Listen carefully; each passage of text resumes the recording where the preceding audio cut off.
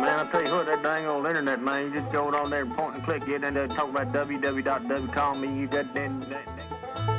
For some reason or another, you sounded a little taller on radio.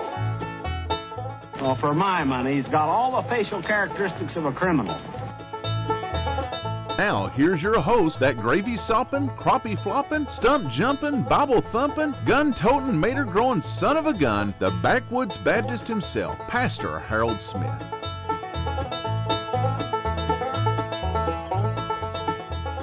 Lonnie, did you recognize that intro voice? Oh, yes. Good old buddy Troy McGahan. Yep. Good friend of ours. Lonnie and I, you've known Troy longer than I have, but every time I'm glad he recorded that for me when he worked at the radio station in Kentucky, and I love it when I hear his introduction. Our buddy Troy, our brother in Christ, he passed away last year, wasn't it? Last year. Yeah, 2024. And anyways, it's just a good brother. I just loved him to death. Welcome to the Backwoods Baptist Podcast. It is so good to have you with us today. Lonnie and I are coming to you from Backwoods Baptist World Headquarters. There is no other headquarters, so I can call it World Headquarters. 522 Main Street, the Backwoods Book Company, open every Saturday, 9 to 5. We give away free Christian literature and unsolicited advice. And so if you're in the Van Buren, Arkansas area, stop in any Saturday, get a free book, get some unsolicited advice. This is going to be a episode of Unscripted, which is basically what I call just me and another preacher or another person sitting down with no agenda. Lonnie, did I tell you what we were going to be talking about? Nope. That's because it's unscripted. We didn't have any plans. Lonnie and I have already eaten, each of us had a plate of ribs. Yeah. And I said, we get back to the bookstore. There's a kind of a little pastor's wife function going on, and Lonnie's wife Leanne is here with some other pastor wives, my wife. So we're kind of kicked out of the fellowship room here at the bookstore, and so you and I went and ate ribs, and I said we need to go back and get online. So we're back, and I want to take a minute and introduce the guy I've been talking to. This is Lonnie Edwards, pastor of Portland Missionary Baptist Church in Plumerville, Arkansas. Is that correct? That's correct. Lonnie, how long have we known each other? I would say probably getting close to 5 years. I would say, I think you're right. We met at Brandon White's conference, yeah. His Jubilee conference. Yeah, I remember that. And then that was in February because his meeting was always the last week of February. Well, I got to Arkansas in July 2019. Okay. And 2 weeks after I got to Arkansas, I was going back to Western Kentucky to preach in a conference. And Troy McGahan called me and asked me if I knew Harold Smith. And at that time, I did not know you. Right. And Troy was headed to your conference. Yeah, that's right. And I was headed to Western Kentucky. He's hoping we could get together, spend some time together. But it didn't work out. Yeah. But Troy's introduced me to a lot of people in Kentucky that I wouldn't have known any other way. But you moved out here. You were pastoring in Kentucky. I was pastoring in Eastern Kentucky, and church here called me to come in view of a call, and then Lord moved me out here. That's right. And so I met you and your wife at Brandon White's meeting. That would have probably been February of 2020. Yeah, it's probably right at 5 years. Yeah. And then I remember some people telling you I had a meeting at the time, and then you and Leanne came to our meeting, and that's where I really kind of got to know y'all when you came to our meeting. And then it seemed like every time Brandon had a meeting, we were there. Yeah. And had a meeting here, and then you kept saying one of these days I want to have you come preach at Plumerville, and then I've preached a revival for you before. You've preached a revival for me. You come and preached a anniversary service. That's right, an anniversary service as well. The revival, for those that don't know, I got food poisoning on the way down there. I mean, we're we're about 2 hours apart, hour and a half, 2 hours apart. And I got up early in the morning and was driving down there to begin a Sunday through Wednesday revival. And I stopped at the McDonald's in Alma, Arkansas, and bought a sausage biscuit and a large coffee. And by the time I got through Morrilton, I was like, man, I don't feel good. When I pulled into Plumerville, I was, everybody, I was happy to see everybody, and they didn't know me. I didn't know anybody in the church really, and I'm shaking hands, and I was like, man, I don't know if I'm going to make it, And I remember preaching, and afterwards you were like, let's get in the car. We'll go get some lunch. And I was like, I don't think I can. And, man, I got the worst kind of sick I ever got in my life. Is that my phone ringing? Yeah, must be yours. Yep. Oh, it's another pastor. Imagine that. Anyways, I was the worst kind of sick ever. And I was trying to hold it together because I didn't want to puke in front of you and Leanne. I was afraid the whole time I was preaching I was going to throw up. And I said, I really just need to go lay down. I'm sick. And y'all were looking at me kind of puzzled. And I said, no, I think I've eaten some. I've got food poisoning. My whole stomach was in knots. So I left your house. I didn't get around the corner, and I'm stopping, leaning out the truck door, and I was like, oh my, this ain't good. Well, originally my wife was going to come with me on Sunday, and then we were going to go back Sunday night. Yeah. And then something came up. My wife couldn't do that. She was still teaching school at the time. So I agreed to go and stay the night at Beryl Baptist Church in Valonia, which is, 30 minutes from where you are probably. They got a prophet's chamber. I said, I'll just go stay there. Well, I didn't know that I was going to be getting over some kind of rampant food poisoning. So I think I'll just go to their church. They don't have Sunday night service. I'll just go in there and in this little room with a bathroom and I'll be fine. I got there. They were having like dinner on the grounds. There was people everywhere. It was like a big potluck fellowship. I'm back there in the hallway in a converted Sunday school class, puking my guts up. Well, Wade, his office, the pastor there, Wade Lentz, his office was down the hall about, 2 or 3 doors down across the hallway. He texted me. He's like, brother, are you going to be okay? He could hear me throwing up down the hallway. And I said, man, I can't stop throwing up. And I said, I haven't eaten nothing but a sausage biscuit from McDonald's and this large coffee. And I said, I can't possibly have anything left, but I can't stop. And he said, there's a guy in our church. He's a nurse or a physician's assistant or something. He said, he's going to get you some medicine. He's heard you throwing up too, and he thinks you need help. He went and got me some Finnegan, and he brought it back along with some Sprite and some crackers. They was trying to give me something, right? And Lonnie, I took that. I tried to drink the Dr. Pepper. I couldn't hold nothing down.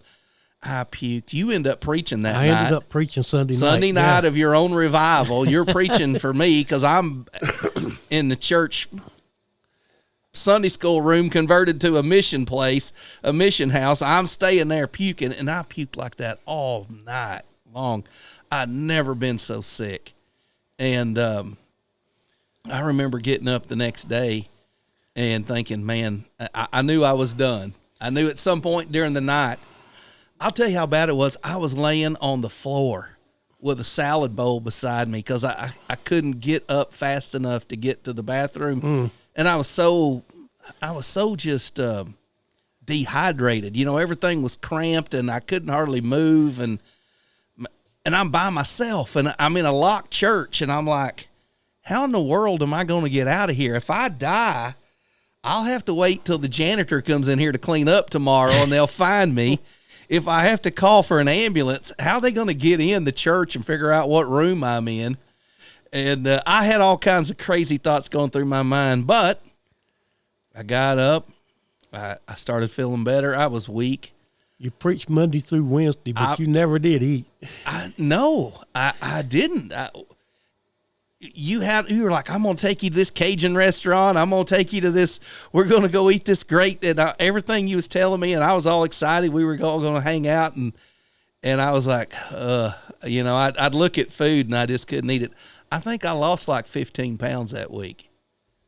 And I don't ever remember being that sick for about probably a 12 or 14 hour period. And I just was bad. And I felt so bad because I'm like, man, I came down here to preach a revival and I've got nothing in the tank. And everybody's saying like, oh man, I didn't know you was sick. You couldn't told me. I was like, no, you didn't get the normal Harold Smith. And I knew you didn't. Yeah, you knew. Yeah, but my people, that was their first time. They hearing didn't know me. They didn't know what they were. But yeah, so I'm preaching a revival for you this Sunday. Yeah, through Wednesday. So don't go get food poisoning. No, I'm not eating McDonald's. I don't know if I've eaten McDonald's 3 times since that day. But yeah, I'll be preaching. What are the dates on that revival? April the 13th through the 16th. 13th through the 16th, yeah. I've got it on my calendar. I know it's this coming Sunday, but I don't know. The 13th is at 10:45 and 5 o'clock in the evening, 10:45 in the morning. And then what time Monday through Wednesday is 7 o'clock. 7 o'clock each night. Yep. Yeah.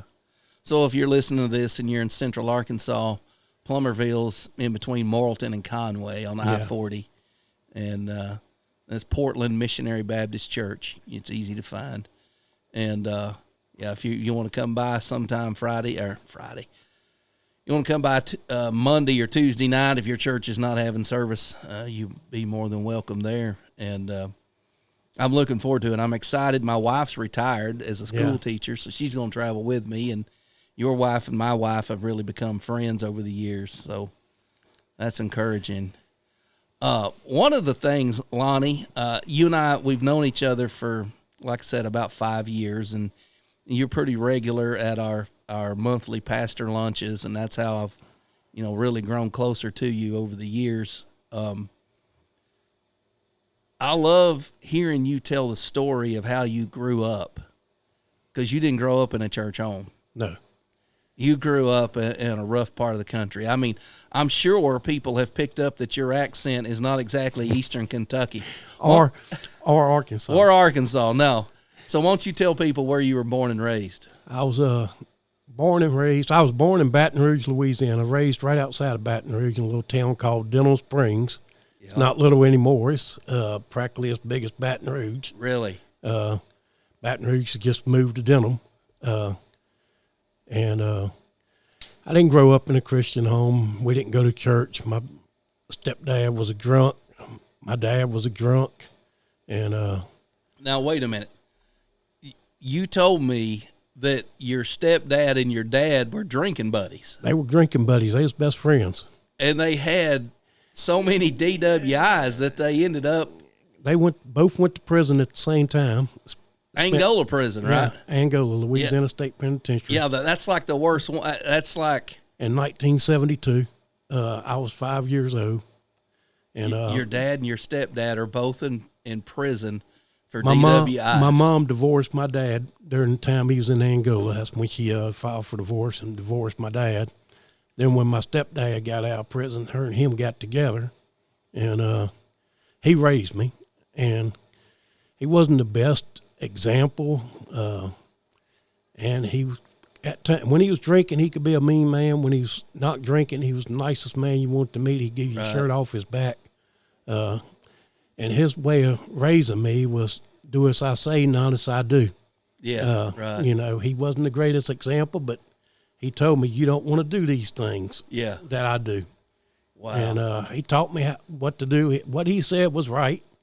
If I'd have just listened to him, I just hard-headed and didn't listen. Yeah. Had to learn more on my own. Everybody's got to go their own path. Yeah. And I was in 6th grade, and my mom's Avon lady. I love it. Invited me to Vacation Bible School, and it was at the church right down the road from where we lived. And my parents said, of course, they can go. And so me and my sister went to Vacation Bible School at little church called Emmanuel Baptist Church in Dillon Springs, Louisiana, on Arnold Road, and the Lord saved me. And the interesting thing about that is, back in 3rd grade, I was on the school bus coming home from school, and in school, I wasn't the teacher's pet. I was the principal's pet. I spent more time in the principal's office talking about hunting and fishing with the principal than I did in the classroom. And I curse and make a sailor blush. Yeah. And that's because that's what I heard at home. Right. And so I was on the bus one day, and I don't know what I was doing, and this little girl looked at me, and she says, "Lonnie, are you a Christian?" That was the first time I ever heard the term Christian. Mm. And I sat there, and I was like, what in the world is she talking about? Am I a Christian? Yeah. And I told her, I said, I have to go home and ask my parents. And she says, well, if you don't know, you're not. And that struck. And I remembered that. It startled you, didn't it? Yeah. And I was like, what in the world is she talking about? And so 3 years later, I'm invited to Vacation Bible School at Emmanuel Baptist Church. Guess who also went to Emmanuel Baptist Church? That same little girl. Little evangelist, was she? And when the Lord saved me, she was tickled pink. Yeah. And then years later, it dawned on me that when I told her that I had to go home and ask my parents what a Christian was if I was a Christian, I believe from that moment on, that girl prayed for my salvation. Yeah. And I bet she did. And the Lord saved me, and she got to see an answer to her prayer. And little did she know that years later the Lord would call me to preach. And so, yeah. So you got saved right then, and then you went straight to seminary. No. You became a preacher boy and lived in the pastor's office. No. No. The Lord saved me, and he immediately made a change in my life. I mean, my cursing quit, and I didn't fight at the drop of a hat. Right. You know, I'll try to get along with everybody, but by the time I got in high school, I started drifting away from the Lord, even though I was still going to church occasionally.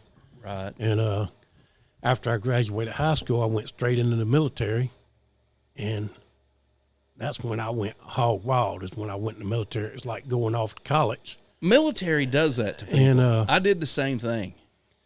And then, you know, I spent 22 months out of a 3-year term in the military. I don't know if you knew that. No.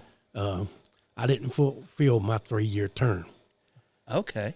I was general discharged with honorable conditions due to patterns of misconduct. Really? Due to being a drunk. And when the Lord saved me, I told myself I would never be like my dad or my stepdad. Yeah. In fact, one of the reasons I started getting away from church and getting out of church before I got out of high school was because I got mad at God because I'd been praying for him to get me out of that home that I was living in, and he left me there. Right. And I understand now, looking back at, you know, why I grew up in that kind of environment, because the church I ended up getting into when I got back in church, I ended up working the bus ministry for a bunch of kids that was in homes very similar to the home I grew up in. And you could relate to them. And so I could relate to them, and they kind of related to me because I understood them better than anyone else would have. Right. But, yeah. So how did you go from being a Christian working a bus route, you know, just active in, did you go back to Emmanuel Baptist Church where you were saved as a kid, or did you go to another church? I went to another church. What happened is, by the time when I got out of the Army, I was wild as all get out, and I was doing my own thing. I was like the prodigal son out in the far country, and you talk about riotous living, like I've shared with my church at Portland. I did things I never imagined I'd do. Mm-hmm. And there's a lot of things I wasn't proud of. Right. And a lot of things I did I knew I shouldn't be doing, but I did them. Right. And the Lord arrested my attention. He got my attention, and I decided I was going to get back in church at that time, thinking I'll just go on Sunday mornings for 1 hour and listen to preaching, and that'd be it. And God don't like weekend visits, does he? So He's not satisfied with them anyways. So I had an uncle who, ever since am old enough to remember, he's always been in church. He's a Christian man. Right. And so I went by his house, and I asked him, I said, Uncle Luther, what time does your church start on Sunday? I said, I'd like to get back in church. I said, so he was kind of the Christian in your life. He was the Christian influence in my life. Right. And he was the one I wanted to grow up to be like. Right. I ended up going down the same path with my dad and stepdad, but when I got to where I wanted to get back in church, I went to him. And so he told me, he says, Lonnie, he says, this Sunday's Mother's Day. Right. And he says, I go to my mother-in-law's church on Mother's Day. I said, well, where's that? And he says, Emmanuel Baptist Church. I said, well, that's the church I saved at. That's no big deal. I'll meet you there. And so I went to church with him that morning at Emmanuel Baptist Church. And, of course, they still have members there that could remember me as a little snotty-nosed kid that used to run around the church. And so after church that morning, he looked at me. He says, all right, Lonnie, he says, our church starts at such time. I can't remember what time his church started. He said, I go to Lockhart Road Baptist Church over here on Lockhart. He says, you're welcome to come tonight to there. And I'm thinking to myself, man, I was only going to go on Sunday mornings. Just wanted to get an hour in. I just wanted an hour. I figured I was doing the Lord service I was doing him service by just going for an hour on Sunday morning. And so I told him, I said, all right, well, I'll see you tonight. So I went to his church, and the pastor was very friendly. And in fact, right before I decided I was going to get back in church, before the Lord got my attention, some members of Lockhart Road Baptist Church had knocked my door and invited me to a revival meeting. It was probably about around February or March, and this was Mother's Day, so it's May. Right. And I'd actually told the guy that I would come, and I never did go to that revival meeting. And so Sunday night I showed up at Lockhart Road Baptist Church, and sure enough, there's that man knocked my door, and I promised I'd be at church for that revival meeting. And I told him, I said, it took me a couple of months, but I'm here. And You think your uncle gave him your name and your... I'm pretty sure that's how they ended up like, knocking my door. And I've got a inviting nephew me. that needs to be in a revival. Yeah.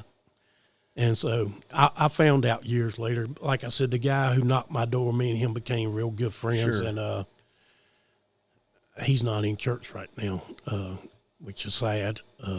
Breaks my heart. I've tried getting in touch with him. I'm friends with his sons, and I've told them, tell their dad to call me, and he's never called. But he's not in church, and he knows he's not doing right. So, but we became good friends. And so you got active there at Lockhart Road. I got active at Lockhart. I was hit and miss, but I would always go to at least one service a week. And then the next thing I knew, I was going to Sunday school, Sunday morning, Sunday night, Wednesday night. Yeah. Anytime doors was open, I was there, just like when I was first saved. Right. And that was back in 2002. And so around 2006, Laura started dealing with me about preaching. And I'm like, you got the wrong man. And well, he loves to take wild military guys and turn them into preachers. I'm like, I took zeros in school before I would get up and speak on give an oral report in class. I said, there's no way I can preach.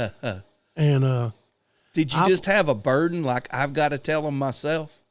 And so I fought it for a year.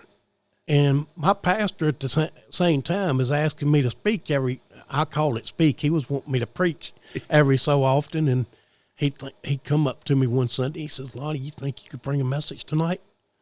Or if I asked you to give a message, you think you could do it? And I said, sure. He said, well, be ready to preach next week. Oh. And so this was before I answered the call. Yeah. And so do you think he saw something in you? I believe so, because when I finally surrendered to preach and went forward or told the church I was surrendering to preach, he told me, he says, took you long enough. Yeah. he said, why is it we're always the last ones to know? Yeah. He said, You know, he says, I've known for some time the Lord was dealing with you. Yeah. But I actually surrendered to preach after preaching my own message. Preaching your own message. The Lord, he had asked me to preach one night, and I was going to preach and try to get people involved in going out on visitation and help them with visitation. And so I went to Exodus chapter 3, and I preached where the Lord was dealing with Moses, and Moses had all these excuses for not going to Egypt. Right.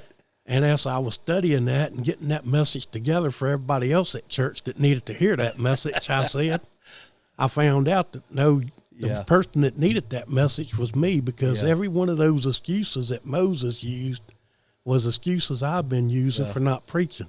I've always said if a pastor take dead aim at himself every time he walked in the pulpit, he'll hit 2/3 of his congregation.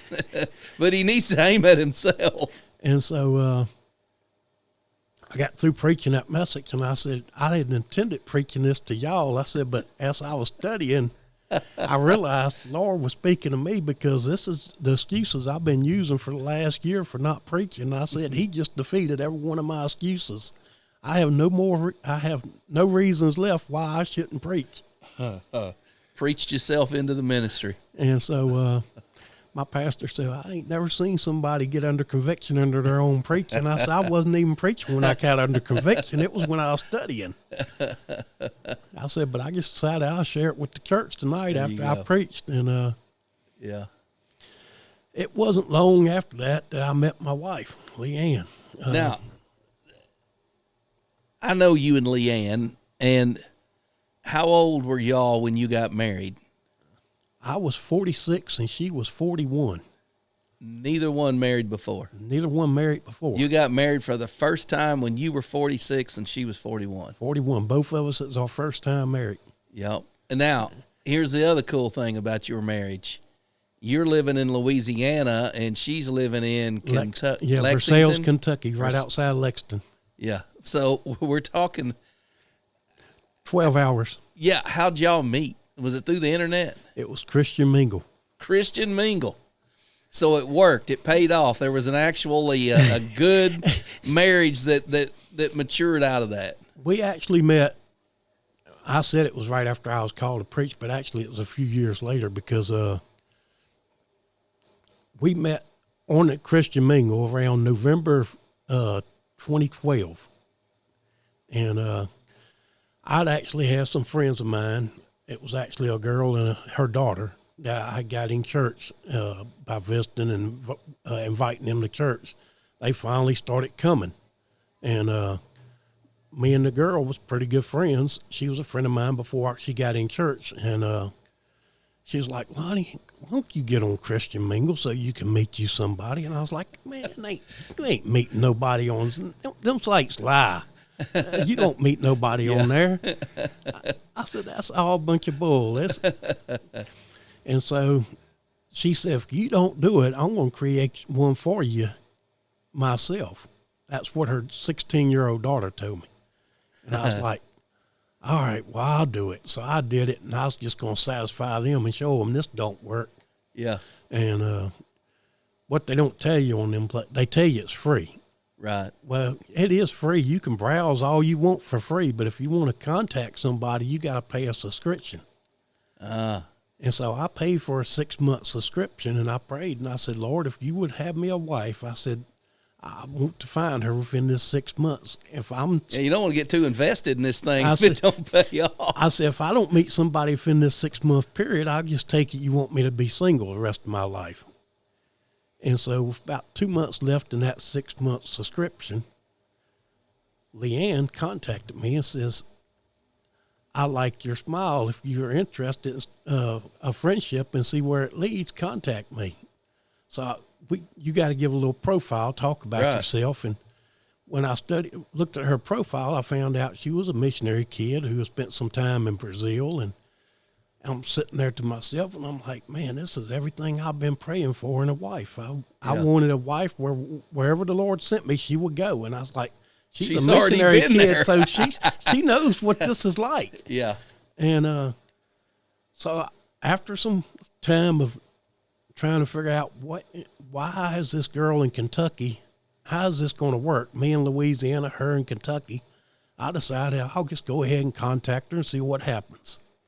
And so I told her when we contacted, we talked back and forth on the site for a while. I said, my subscription's up and I'm not renewing it.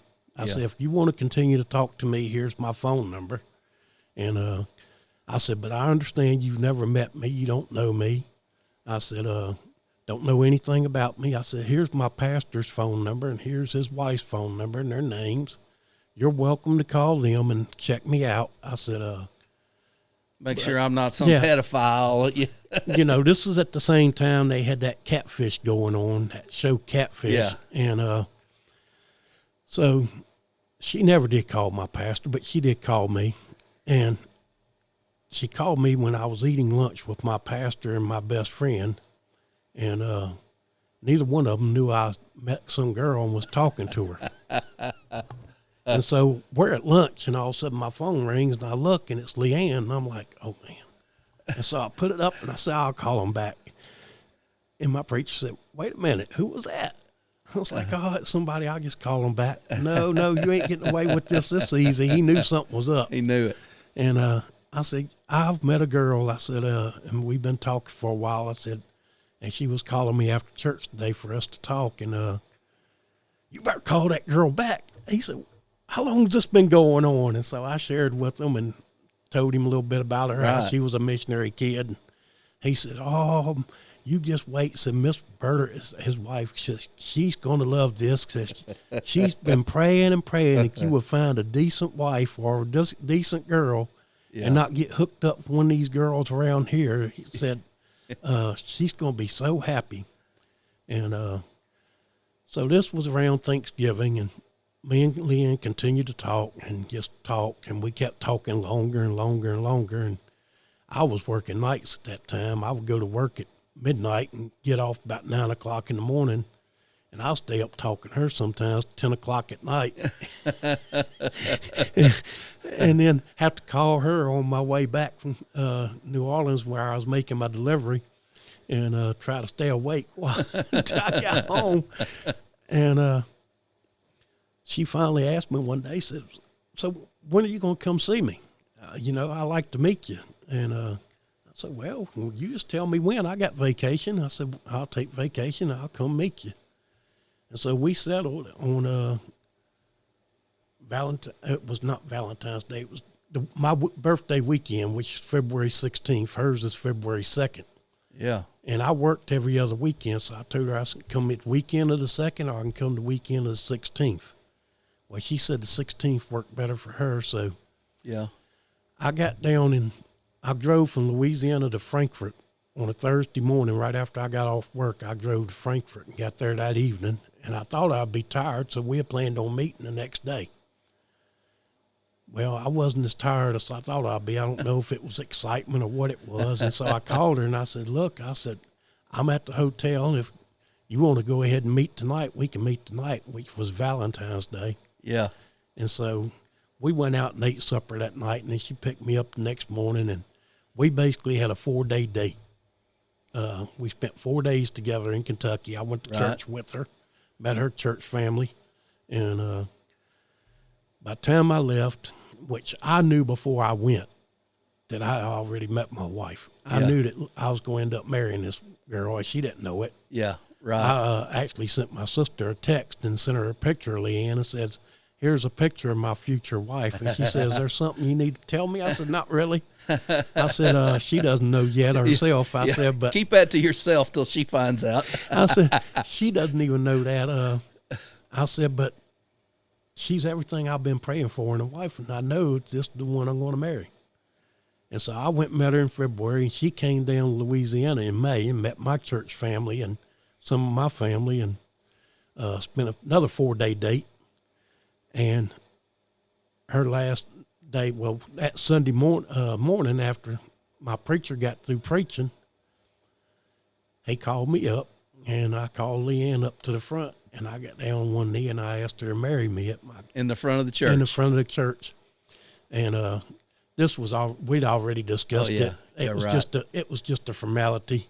But that's where you wanted to propose to her at was in the front of your church. In the front of my church, because we got married in Kentucky in her church. So, and your church, you're the I'm single bachelor working in church. Everybody there's trying to find you a wife, so you want them all to know, hey, I found one. Yeah, and so that was in May. In June, at the last week of June, I moved from Louisiana to Kentucky, and I was going to stay in a hotel room for a week until we got married on July 6th. Yeah. But her and her mom was staying at her house helping her get things ready for the wedding. And so we talked to her dad and mom, and we talked to our pastors and asked if it'd be okay if I just go ahead and move in, but I stay in the guest room and her and her mom stay in her room. And yeah, so you got a chaperone there. Her mother's there. We had an adult there. Yeah. So both pastors and her dad, who was a pastor, right, agreed, yeah, it'd be okay. Yeah. And so I moved in for a week early, but I've stayed saved all that motel money that you would have blown. Saved all that motel money, and we was married on July 6th in 2013. Yeah, 2013. Wow, that's wonderful. So you began pastoring out there then? I did. You always served in the church you was working in here, teaching Sunday school, preaching when you could. But now that you're in Kentucky, that's when somebody said, Lonnie, we want you to be our pastor. Yeah. It was interesting, too. When I left Louisiana, my best friend told me, he says, well, Lord gave you a wife. Now when you get to Kentucky, he's going to give you a church. And I was like, man, you're crazy. And because when the Lord called me to preach, I thought, okay, well, I'll probably be here about 3.5 years and the Lord will move me. Yeah. Well, I ended up being there 5 years before the Lord moved me. And he moves me to Versailles, Kentucky. And when we started attending there, I joined the church, and I was thinking, I don't know what the Lord's going to do with me. I didn't know if I was going to pastor. I didn't know if I was going to be a missionary. I didn't know what his plans for me was. I just knew I was called to preach, and I was willing to go wherever he wanted me to go. Whatever, yeah. And so my pastor had me preach either New Year's or New Year's Eve. And I think it was New Year's, because I told Leanne, I said, have you ever heard whatever you do on New Year's, you end up doing all year long? And she said, what are you saying? I said, well, I preached on New Year's. I said, is it going to happen that I preach all year now? And she said, I don't know. You think the Lord's going to move this quick? We had only been married about 6 months. Yeah. And sure enough, I had a church start calling me. Next thing I knew, I was never at Faith Baptist Church in Versailles. I was always preaching somewhere else, filling a pulpit. Yeah. And so in March, I started going to this basically one church. It was in eastern Kentucky, Riverside Baptist Church, in a little place called Tram. And I preached for them from March until June or July. And I think it was June. They had a fellowship meeting, and my mother-in-law was there. And so my mother-in-law just come straight out and asked them, are y'all ever going to call Lonnie as pastor or what? And he's been preaching for y'all every Sunday since March. And I said, I don't know. And so July, 1 week after our first anniversary, July 13th, the church extended the call, and they called me as pastor. Yeah. And so I was ordained and began to pastor that church, and I pastored there for 5 years. And when that I start getting close to that 5-year mark, I told Leanne one day, I said, I said, I don't know. I said, I thought when we came out here that we was here, that's where I was going to retire at. Yes, this is in the end of the road for me, yeah. I said, but now all of a sudden I feel like the Lord's going to move me. I said, I think he's done with me here. And she's like, I've been kind of feeling that way too. And I was like, oh boy. Yeah. I said, she said, where are we going? I said, I don't know. Right. And we knew a couple of churches that was looking for pastors, and I actually had a couple of churches call me, and we never could work out a date for me to come in view of a call. It seems like something always stopped me from going. And then all of a sudden, I received a call from my pastor in Versailles, and he says, I got a man that's called me. He said, and they're looking for a pastor. He said, he called me because we have 3 young pastors in my church. He said, but he said they was all too young. He's looking for somebody more experienced and a little bit older. And he says, you came to mind. He says, but is it okay if I give him your name? I said, sure, go ahead. So Lord was working in Leanne. Lord was working in you. Lord was working in this church. And then the Lord's working in the pastor this church talks to. Yeah. That's how God moves somebody. You don't have to go clawing your way through the doors. In fact, the way he got my pastor's name is there was a missionary that was on deputation, and the former pastor told him, he says, man, he says, what about this missionary? He said, you know, they go to several churches. He said, ask him if he knows anybody. And so he got my pastor's name from this missionary. Yeah. Brother Matthew Valandry, who's in Thailand. I got you. And so that's how Portland got in touch with you. That's how Portland got in touch with me. So that's how a church in Central Arkansas finds a pastor in Eastern Kentucky. Yeah. Yeah. And so now, here's the other thing, and I want to bring this out. Portland was in a little community called Portland that was down along the Arkansas River, but it always flooded. Yeah. Back in right on the banks of the Arkansas River. Right on the banks, and that little community was called Portland. And so Portland Bottoms. Portland Bottoms, and so then they rolled the church on logs, the building, right? They tore it down and put it on a trailer and hauled it through town and brought it up on the hill up there where somebody had given them this land to build a church. They took the old church down, put it on a trailer, hauled it up there, put it back and together. then put it back together. That's right. And so that's how you have a Portland Missionary Baptist Church in Plumerville. 2 blocks from First Baptist Church, Plumerville. Yeah. Well, you're higher on the hill. I've always said, people would ask me, and they would say, how close is Lonnie to West Brown? And I'd say, well, I can throw a rock from Lonnie's church and almost hit First Baptist. And they're like, really? I said, yeah, but I can't throw one from First Baptist to Lonnie's because it's uphill. Yeah, they're down in the bottom. Yeah, but yeah, you're just 2 blocks above them. And Plumerville has a high number of Baptist churches for a number of various reasons. But what I was wanting to talk about, though, is the reason that Plumerville was looking for an older pastor is because how long was the pastor there before you? Pastor before me was there 26 years. And the pastor before him was there 37 years. Yeah. I'm their 3rd pastor in 63 years. Yeah. And I think that there's a lot to be said for that.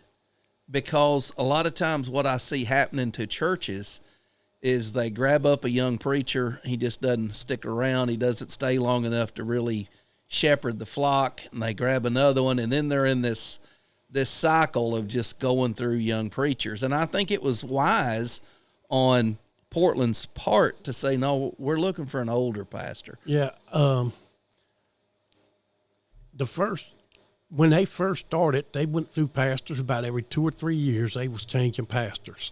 And Brother Earl Smith came there, and I want to say it was 1957. And Brother Earl Smith pastored that church from 1957 to 1993. Wow. And he was from that area. He was a deputy sheriff. And I don't know exactly how old he was when he started pastoring that church. But they called Brother Davis after Brother Smith retired. And Brother Lindy Davis was probably about the same age I was, or a little bit younger. Not much. He was in his 50s when he came. But they were looking for a pastor to come, move into parsonage, and stay here and be our pastor for a while. Yeah. Oh, they've told me I got to stay 25 years, but I told them, I'll be awful old if I'm still here 25 years. But I think churches should have the mindset of we're looking for a guy that'll come and stay. And I've always, the first church I pastored, I was there exactly a year.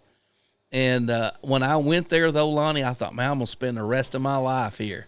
I'm going to outlast the people that are against me, and I'm going to love the ones that are with me, and we're just going to grow, and we'll just become family. The Lord had other plans. But when I went to Lee Creek, that church was 13 years old. I was their sixth pastor. Pastor number 6 in a 13-year-old church. Yeah. And I remember praying, Lord, let me stay here. Mainly because the first church I pastored was 20 minutes east of my house. Lee Creek was 20 minutes west of my house. I knew if this didn't work out, I was probably going to end up in South Dakota or Michigan or somewhere way off, you know. I get jealous when I see all these local pastors pastoring in churches where they grew up, yeah. Which I just don't think I could pastor a church in Louisiana where I grew up because of my lifestyle that I lived down there. That's what people remember about me. Yeah. Even though I've been in church and pastoring. It's the old prophet in his hometown. They still see me as the wild child. And so I just don't think I would ever fit in as a pastor in Louisiana. Right. But I was living the dream when I went to Eastern Kentucky. I mean, growing up in Louisiana, I always wanted to live in the mountains because Louisiana's flat land and swampy. And I thought it would be so great to live in the mountains. Yeah. In Eastern Kentucky, I was living in the mountains. Yeah. And I was living my dream, and I thought that's where I would retire because I'm finally made it. I got to where I wanted to go. Well. And the Lord had different plans. He moved me to Arkansas, and I knew when I moved here, I was like, man, it gets just as hot there as it does in Louisiana. But you can find a decent crawfish in Arkansas if you look hard enough. That's the good thing. You got more Cajun restaurants here in Arkansas than they did in Kentucky. What's that one we always eat at in Conway? Almost Famous, or Mike's. Mike's, that's Mike's it. Place. Yeah. Mike's is the one I remember eating at. Yeah, Mike's Place. Yeah, Mike's They Place. got that restaurant's built on like a restaurant in New Orleans. Yeah, you walk in, you look like you're in New Orleans. Yeah, it looks like a restaurant down in New Orleans, has a little courtyard out there. Yeah. No, I find it fascinating when you tell me how you grew up. You tell me about the part of Louisiana you lived in. I remember you telling the story about the little girl on the school bus saying, "Are you a Christian?" And you know, nowadays, if you ask someone they're a Christian, other Christians will just about, that's not even evangelism. That doesn't matter. Everybody claims to be a Christian. We shouldn't say that. The Lord can take anything that a Christian does in an effort to reach a lost person and utilize it. Oh yeah, that little girl planted the seed. Yeah. And no doubt. And what happened at Vacation Bible School, even though you spent a few years not living up to what happened, that didn't go away. No, that didn't go away. That was a real salvation. That was a real salvation. And no doubt. It was just a time of disobedience and and the Lord brought you through that, and he said, "All right, we're done." Yep. And he put you back in. And when, he got my attention, and I told him I'm getting back in church. I went to some friend's house that I used to run around with and party with. And when I got out there, they all come up hugging my neck, and I thought they was just glad to see me. They hadn't seen me in a while. And one of my good friends, her 9-year-old boy, he got hit by a car and killed. And the visitation was that night for his funeral. Oh, my. And I didn't know. When I went out there, I had no clue. And so when I found out, I mean, it was like the Holy Spirit just couldn't speak no clearer. If you mess up this time, you're not going to drag my name through the mud no more. Yeah. If you mess up this time, that's a thought right there. I'm going to take you home. That's the thought right there. You're not going to drag my name through the mud anymore. Yeah. Because I lived that prodigal son Oh, lifestyle. I was living in the pig pen, if you want to say, and I mean, it was just as loud and plain as day. Wow. This is it. You know, you serve me now, or I'll bring you home. Just like he did with Moses. You know, when Moses struck the rock, and wow. Yeah, I just out of anger. I think in today's time, especially among churches that take the Bible serious, I know a lot of churches you can go into, you can listen to a sermon, you won't hear an ounce worth of Bible in it. You know, you can go into churches and you'll hear a self-help program, and everybody's just, it's almost like a social club. But if you go into a church where the pastor is literally expounding Scripture, he's taking the Bible, explaining it, and then applying it. You go into those kind of churches, sometimes you run into this mindset that, well, there's only one way to do things, and it's our way. Yeah. You know, if you're not out on the street corner preaching, you're just not doing evangelism. If you're not going door to door, you're not doing evangelism. If you're using the Romans road, you're not doing evangelism. If you're doing, and everybody's like, got all these like hard and fast rules of right and wrong but the more that I talk to Christians and say, hey, how did you become a Christian? The more I encounter people that say, there was a little girl on the school bus that said, are you a Christian? And I didn't even know what that was. Yeah. Or I encounter somebody that says, I remember, I'll just use Bruce Short. He won't mind me using his name. He said he didn't know the first thing about church. And he said, a lady down the street, I think it was a school teacher, if I remember right, came to his house and said, hey, we're having vacation Bible school this week, and I'd like to take your kids. He said, I didn't know the first thing about church or any of that. And he said, but they took me to vacation Bible school. Well, there's people today saying, well, we shouldn't have vacation Bible school. That's just a waste of resources and money. And I'm like, no, really, it's not. That's the exposure for a lot of kids who don't know the first thing about God or church or Christianity or anything.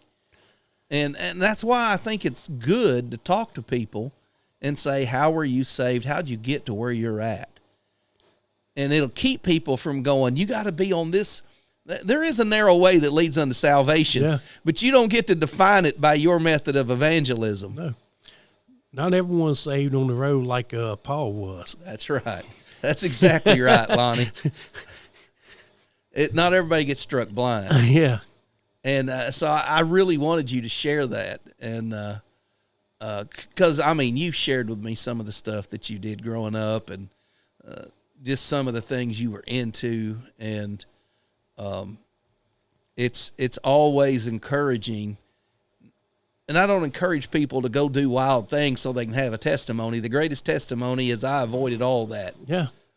But it's also encouraging to see that the Lord is able, you know, even with some of us that have done crazy things. Yeah, I can remember when I got back and started going back to church, I thought, I'm just going to be here and do what I can here at the church. The Lord had never used me. I mean, after you thought you was too far gone.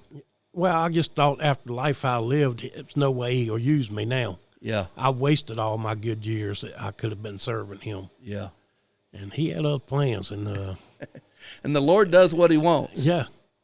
You know, I can remember after I surrendered to preach, I kind of got a little upset and discouraged because I felt like I wasn't being used by God. And I told him when I surrendered to preach, if you want me to preach, I want to preach. I don't want to be sitting on a church pew saying I'm called to preach. Yeah. And I've been called to preach for 4 or 5 years, and I didn't feel like I was being used. And then it dawned on me, wait a second, you're going to the East Baton Rouge Parish Prison every Tuesday night preaching the gospel to inmates at the prison. The Lord's using me. Yeah. And if that's all he wants to do with me, you know what? I'm content and I'm happy. I'll do just that. That's it. You got to be content doing what the Lord wants you to do. And the moment I said that, that's when next thing I knew, I'd have met Leanne. Next thing I knew, I'm moving to Kentucky, and before long, I'm pastoring the church. I really believe this. I really believe the Lord puts us in a situation, until we learn what he wants us to learn. And then he goes, okay, now that you figured it out, you're ready for this. Yeah. You know, in my own, I mean, even right now in my own ministry, I really like doing interim pastorates. You know, I like going into troubled churches nobody else wants to go pastor. That's where I want to go. I want to try to help them, get them back on track. You know, if the Lord's in it, I want to see the church revitalized and back to where it was, or even better than it was. But when my last pastorate finished up over at First Baptist Roland, where Gary Fitzpatrick's at in Roland, Oklahoma, I thought, well, I said, Lord, I'd like to have 6 months off to go preach, and to explain kind of what I do, to, you know, find some more support for this ministry, and then get back into the interim pastor. Yeah. Well, 6 months came and went. And, flew by too, didn't it? Flew by. And hey, I did. I traveled all over the country. I preached from coast to coast. You know, I mean, I covered a lot of ground, and I'll go anywhere that I'm invited if I'm free. And, I was like, okay, let's find that church. Let's get back in it. And, I'm preaching some revivals. I'm actually busy, real busy in the month of April, preaching for Vincent, preaching for you, preach a mission conference for Wade. And, I've actually got a lot to do, but I had to learn in January when I didn't preach the entire month of January. I learned, hey, look, this is what the Lord's got for you. I ran the Christian bookstore. I still held the pastor's lunches. Yeah. I still took phone calls and talked to a lot of preachers. I still talked to churches and churches looking for pastors. I still done a lot of the things that the Lord still used me. He just didn't use me in the way that I thought he should. Yeah. And I had to learn that lesson. But look, I'm his. If he wants to park me in the Walmart parking lot for a while, he can do that. Yep. So I think that's good. Anything you want to share before we shut it down? I've shared a bunch. Well, you have shared a bunch. I'm not going to deny that. And I've enjoyed every minute of it. And I think any Christian would benefit greatly from what you've told us, because I think it's important. I think it's important for Christians to tell their testimony. Yeah. And I've had a lot of Christians come up to me and tell me, boy, you got the awesome testimony. I just love your testimony. Some of them said I need to make a track and talk about my testimony and share it with others. But, you know, one of my things is I put it on my Facebook page underneath my name, 1 Corinthians 15:10, but by the grace of God, I am what I am. Right. I wouldn't be anything if it wasn't for the grace of God. Yeah. I'll be just another nobody living down in Denham Springs, Louisiana, running around as wild as all get out, just like anybody else down there in Louisiana. That's good. But God had other plans. Yeah. That's good. I appreciate you coming on the podcast and sharing some of your testimony. We didn't really know, Lonnie didn't know we were going to be doing that. He just knew that we were going to be having a conversation. And I kind of, in my mind, was like, I hope he wants to talk a little bit about how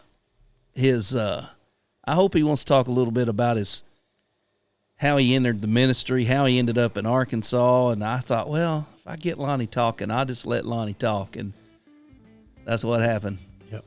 So thanks for coming on. Thank you guys for joining us. If you're still listening, we appreciate y'all. We'll see you somewhere else in the backwoods.